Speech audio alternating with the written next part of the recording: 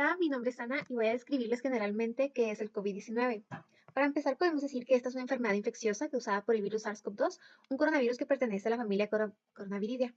Esta enfermedad fue identificada por primera vez en el 2019 y se caracteriza por afectar principalmente lo que es el sistema respiratorio, aunque puede tener impactos en otros órganos como el corazón, los riñones y el sistema nervioso. Su gravedad varía desde casos leves a similares tal vez a un resfriado, hasta cuadros graves de neumonía y síndrome de dificultad respiratoria aguda. Cabe mencionar que el SARS-CoV-2 utiliza la proteína Spike para unirse al receptor ACE2, que se encuentra en muchas células de nuestro cuerpo, incluidas pues, los pulmones y el sistema cardiovascular. Una vez esté dentro de la célula, el virus utiliza pues, su maquinaria celular para poder replicarse. Entonces, lo que nuestro sistema inmune hace es responder inicialmente al detectar el ARN viral mediante sensores intracelulares como los receptores tipo TOL, y pues esto activa una respuesta antiviral mediada por interferones. Para entender cómo funciona, primero debemos de conocer sus partes y la función que tienen dentro del ciclo de vida del virus. Entre su estructura general y funciones encontramos uno, el ARN genómico. El ARN del SARS-CoV-2 es pues, su material genético. Esta es una molécula de ARN monocatenario de sentido positivo, lo que significa que puede ser traducido directamente en proteínas de las células infectadas. Este ARN tiene dos funciones principales. Existen distintos tipos de inmunoterapias basadas en anticuerpos monoclonales para COVID-19 y estos tipos se van a dividir según el mecanismo de acción de los anticuerpos. Algunos van a ir relacionados a la disminución de la tormenta de citocinas inducida por una respuesta inmune exacerbada tras esta enfermedad, mientras que otras van a tener una neutralización de la capacidad del virus de unirse a receptores en las células humanas, evitando de esta forma la entrada viral y por lo tanto su replicación en el sistema. Existen diferentes tipos de anticuerpos monoclonales y estos se dividen en tres categorías. Primero tenemos a los anticuerpos monoclonales quiméricos que tienen terminación enzimada. Estos se desarrollaron a partir de murinos y se tiene la porción de fragmento cristalizable del anticuerpo humano, mientras que la región variable sigue siendo de origen murino. Tenemos a los anticuerpos monoclonales humanizados que tienen terminación en SUMAB. Estas son regiones variables humanas y los aminoácidos en contacto con el antígeno permanecen siendo de origen murino. La alta mortalidad del COVID-19 se le puede atribuir a la tormenta de citocinas inducida por una respuesta inmune exacerbada. Esta es causada por la liberación excesiva de citocinas como interleucina 6, factor de necrosis tumoral alfa y otras que provocan complicaciones severas. Por ello, su neutralización se ha vuelto un enfoque. Estudios en pacientes críticos han mostrado niveles muy altos de interleucina 6 en monocitos inflamatorios y células T patógenas. Estas participan en la ampliación de la inflamación sistémica. Existen otro tipo de inmunoterapias donde también se utilizan anticuerpos que ayudan a disminuir la hiperinflamación tras COVID-19. Sin embargo, estos que les voy a presentar, a diferencia de los anteriores mostrados, actúan a un nivel más temprano, ya que suprimen la activación de las células T efectoras y por ende reducen la liberación de múltiples citocinas inflamatorias. Aquí en la diapositiva se muestra el ejemplo de un anticuerpo utilizado para este tipo de terapias.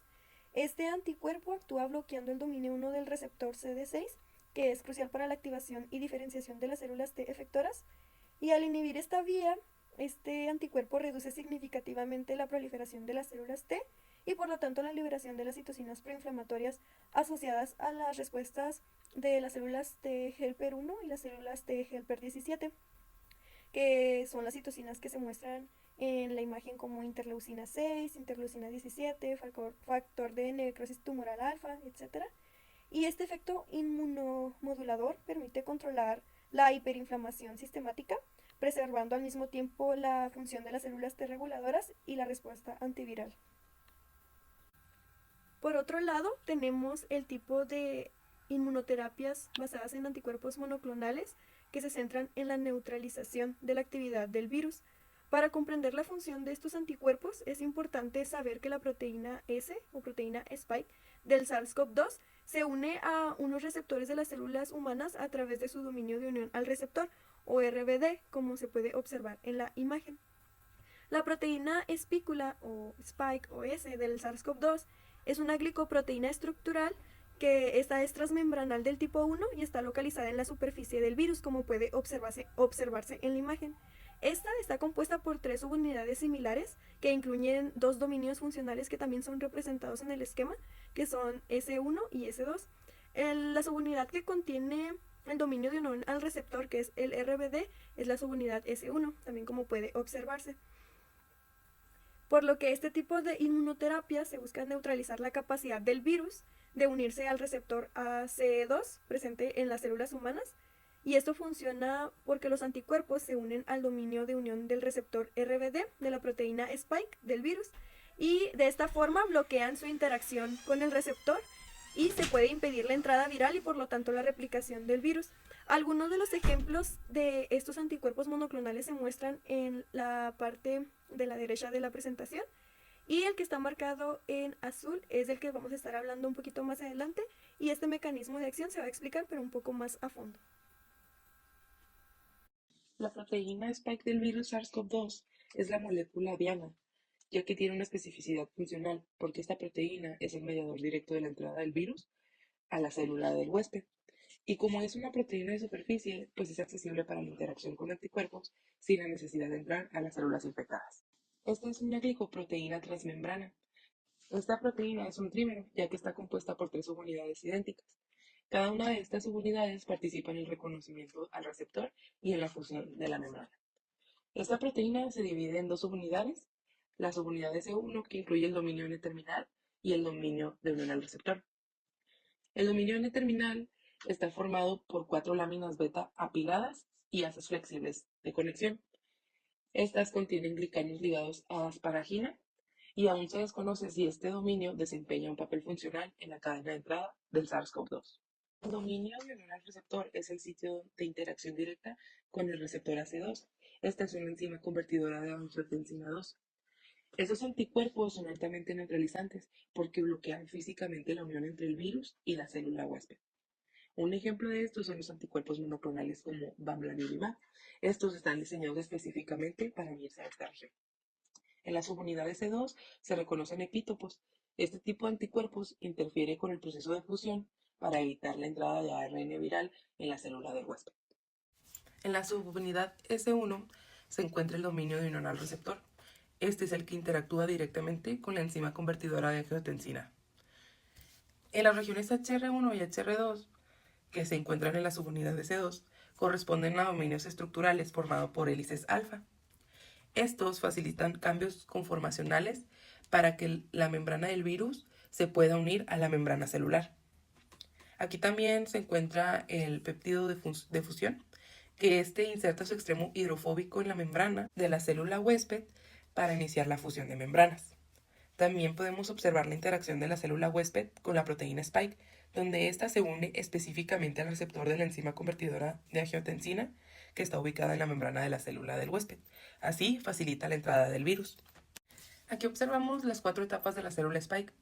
En el estado nativo es la etapa inicial, porque aquí la proteína Spike no ha interactuado con la célula huésped, por lo que permanece intacta.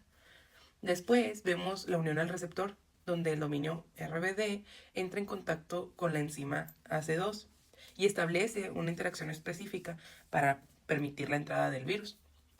En el estado intermedio, después de esta unión de la proteína Spike y el receptor AC2, se activan 2 proteasas, la proteasa serina transmembrana y la proteasa de tipo proteína convertasa, conocida como furina.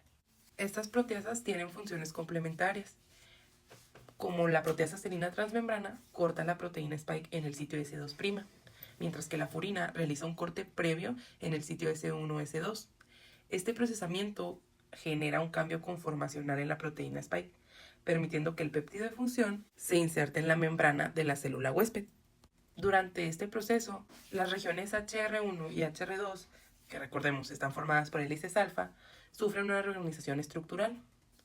Y por último tenemos la fusión celular, donde estas regiones HR1 y HR2 forman este complejo de 6 hélices. Este fue el cambio conformacional que se hizo en la etapa intermedia, donde este cambio nos permite fusionar las membranas para que el contenido del virus se libere en el citoplasma de la célula huésped. Ahora le vamos a hablar sobre el mecanismo de acción. Como ya lo contaron mis compañeras, la proteína de espícula o spike del coronavirus es una máquina molecular multifuncional que va a mediar la entrada del coronavirus a la célula del huésped. Primero se une a un receptor en la superficie de la célula del huésped. Esto se va a llevar a cabo mediante la subunidad S1. Es luego a través de la subunidad S2 que se va a llevar a cabo la fusión de ambas membranas. La proteína spike existe en 2 conformaciones estructuralmente distintas. Vamos a tener a la prefusión y a la posfusión. es mediante la transición de la prefusión a la posfusión, donde ambas membranas se van a fusionar. La proteína Spike se compone de dos dominios S1 principales. Vamos a tener el dominio N-terminal, que en realidad no tiene función relevante en la infección humana y sirve más para reconocer azúcares en la superficie celular. Y vamos a tener el dominio C-terminal. Este dominio, por así decirlo, es el protagonista, ya que aquí es donde se contiene el dominio de unión al receptor, o RBD, que se va a unir al receptor AC2 de las células humanas. Como podemos observar aquí en la imagen, vamos a tener a la subunidad S1 y a la subunidad S2. Es en la subunidad S1 donde vamos a tener el dominio de unión al receptor. Este dominio se encuentra entre los residuos de aminoácidos 331, que es una tronina, y el 526, que es una glicina. El receptor de la enzima convertidora de angiotensina 2, o AC2, es una proteína presente en la superficie de muchas células humanas. Particularmente, se van a poder encontrar en las células epiteliales de los pulmones, al igual que en el sistema gastrointestinal. Cuando la proteína Spike se une al receptor AC2, este va a desencadenar una serie de eventos que van a permitir la entrada del virus a la célula. El proceso de entrada viral se va a poder resumir en los siguientes 4 pasos. El primero es la unión, cuando la proteína Spike se une al receptor AC2. El segundo es el cambio conformacional, cuando la proteína Spike pasa de un estado prefusión a un postfusión, después de un cambio conformacional, lo que le permite la fusión de la membrana viral con la membrana celular. El tercer paso es la endocitosis, cuando la célula consume al virus dentro de una vesícula. Y el cuarto y último paso es la liberación del material genético viral, cuando el virus libera su material genético en el citoplasma de la célula. Es por medio de la inhibición de este mismo proceso que el anticuerpo bamlanivimab va a poder detener la proliferación de este virus. El anticuerpo es una variante monoclonal de la inmunoglobulina G1. Va a ser neutralizante de la proteína Spike del SARS-CoV-2. Se conforma de dos cadenas ligeras y dos cadenas pesadas, con 214 y 455 aminoácidos respectivamente. Este anticuerpo va a bloquear la unión de la proteína Spike a los receptores AC2, de esta forma evitando su proliferación. El anticuerpo también ha mostrado en estudios in vitro una capacidad para la citotoxicidad. Esta va a ser mediada por las células dependientes de anticuerpos, una vez que esté en contacto con la proteína Spike de la célula blanco. Como podemos observar aquí en la imagen, vamos a tener al anticuerpo y a la proteína Spike del SARS-CoV-2. Es por medio del dominio de unión a receptores que el anticuerpo se puede unir a esta proteína, de esta forma evitando su proliferación. Bueno, yo soy Axel Martínez y recordando un poco cómo funciona la unión antígeno-anticuerpo, hay que recordar que la proteína S, la que está marcada en color morado, es una glicoproteína de transmembrana tipo 1. Su dominio de unión al receptor experimenta una dinámica conformacional en el dominio S1 entre estados arriba y abajo, siendo solo el estado arriba el capaz de interactuar con el receptor celular AC2, de modo que el dominio S2 queda en la parte de abajo. En la parte izquierda podemos observar dos proteínas unidas. Estas son correspondientes a la cadena pesada en color naranja y a la cadena ligera en color verde. Recordando, la estructura básica general de un anticuerpo IgG se compone de 4 cadenas polipeptídicas, 2 cadenas pesadas, que son las que forman la estructura básica en forma de Y 2 cadenas ligeras, que son más cortas y se unen a las cadenas pesadas. Estas cadenas se unen entre sí mediante enlaces disulfuro formando una molécula simétrica. Cada uno de estos brazos de la Y termina en una región llamada región variable. Esta región es única para cada anticuerpo y es la responsable de reconocer y unirse a un antígeno específico, o en este caso, la proteína S. Como podemos ver en esta diapositiva, la cresta del receptor a unión a la proteína Spike presenta una estructura secundaria laminar tipo beta antiparalela. Esto quiere decir que el extremo amino terminal de una cadena está situado junto al extremo carboxilo de la otra. Del mismo modo, como un ejemplo, los aminoácidos como el triptófano, la tirosina y la fenilalanina tienen estructuras anulares grandes en sus grupos R y se encuentran a menudo en las láminas beta. Esto se debe a que por la estructura de estas proporciona suficiente espacio para las cadenas laterales, dejando al lado al grupo R expuesto. Esto es importante porque la unión entre un antígeno y un anticuerpo se basa en interacciones no covalentes, como por ejemplo puentes de hidrógeno, interacciones hidrofóbicas entre grupos no polares e interacciones iónicas entre grupos cargados. Dado que los aminoácidos tienen sus grupos R expuestos en esta conformación, son más propensos a formar partes hidrofóbicas en ciertas áreas y la capacidad de formar puentes de hidrógeno en otras áreas. Analizando más detalladamente la interacción entre el anticuerpo NCOV617 y el dominio de unión al receptor de la proteína S, se revela una red de interacciones moleculares altamente específicas. Los residuos de tirosina 449, leucina 452 y fenilalanina 490 en el dominio de unión al receptor de la proteína S Se localizan en una región estructuralmente prominente, adyacente a una lámina beta antiparalela. Estos residuos establecen interacciones predominantemente hidrofóbicas con las cadenas pesadas del anticuerpo nCoV 617, específicamente con los CDRs H1 y H3. Adicionalmente, se observan múltiples puentes de hidrógeno entre la región de la cresta del dominio de unión de la proteína Spike y los CDR H1 y H3 del anticuerpo. Es de particular relevancia la interacción entre el residuo glutamato 484 de la proteína Spike y el residuo arginina 97 del CDR H3, caracterizada por un fuerte enlace de hidrógeno entre sus grupos carboxilo y amida respectivamente. Este enlace de hidrógeno, junto con otras interacciones polares, contribuye significativamente a la afinidad y especificidad de la unión anticuerpo-antígeno. Por el contrario, las interacciones entre la cadena ligera del anticuerpo y de la proteína S son principalmente de naturaleza hidrofílica y se establecen a través de puentes de hidrógeno de tipo larga distancia. La región de la cresta del dominio de unión al receptor de la proteína S alberga epítopos reconocidos por el anticuerpo y se encuentra expuesta en la conformación ascendente del trímero S. Esta conformación facilita el acceso del anticuerpo al sitio de unión y promueve la formación del complejo estable antígeno-anticuerpo. Esta figura presenta un análisis comparativo de cómo el anticuerpo y el receptor celular ACE2 interactúan con el receptor de la proteína S. El ángulo de aproximación del anticuerpo al receptor es significativamente diferente al del receptor ACE2, con una desviación aproximadamente de 106 grados. Esto indica que el anticuerpo se une al receptor desde una dirección completamente distinta. A pesar de esta diferencia, el anticuerpo nCoV 617 logra bloquear la unión del receptor ACE2 al mismo, debido a que comparten algunos residuos en contacto. El anticuerpo interactúa principalmente con la región frontal del receptor, mientras que el receptor ACE2 lo hace con la región posterior. Aunque ambos compiten por el mismo sitio, el número de residuos superpuestos es limitado. Esto sugiere que no se unen exactamente a los mismos residuos. El volumen total de residuos en conflicto es relativamente bajo, lo que indica que el anticuerpo puede unirse al receptor sin interferir significativamente con otras funciones de la proteína S.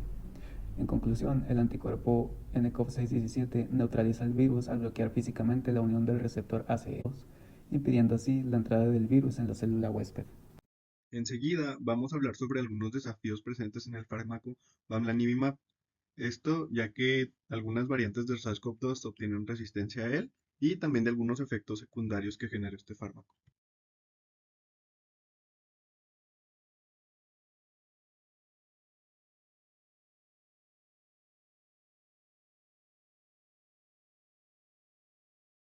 La resistencia es la capacidad del virus para evadir el tratamiento.